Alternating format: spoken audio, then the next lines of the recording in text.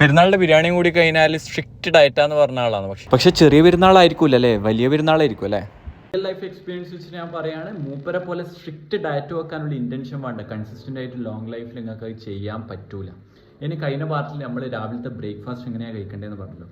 ഇനി ആ ബ്രേക്ക്ഫാസ്റ്റിലെ പ്രോട്ടീനും കാർബ്സും ഫാറ്റും നിങ്ങളെ റിക്വയർമെന്റ് അനുസരിച്ചിട്ട് അതെങ്ങനെയാണ് ഡിവൈഡ് ചെയ്യേണ്ടത് നമുക്ക് ഇവിടെ നോക്കാം. ഫാറ്റ് ലോസ് ആണ് റിക്വയർമെന്റ് എങ്കിൽ നിങ്ങളെ പ്രോട്ടീന് 40%, കാർബ്സ് 35%, ഫാറ്റ് 25% ആയിട്ടാണ് നിങ്ങൾ എടുക്കേണ്ടത്. മസിൽ ഗെയിൻസ് ആണെങ്കിൽ പ്രോട്ടീന് 30%, 50% കാർബ്സും 20% ഫാറ്റും ആണ്. നിങ്ങളെ ഫിറ്റ്നസ് മെയിൻറ്റെയിൻ ചെയ്ത് ഇപ്പോഴുള്ള വെയിറ്റ് തന്നെ മെയിൻറ്റെയിൻ ചെയ്ത് കൊണ്ടുപോകാനാണെങ്കിൽ പ്രോട്ടീന് 30%, കാർബ്സ് 40%, 30% ഫാറ്റും ആണ് എടുക്കേണ്ടത്.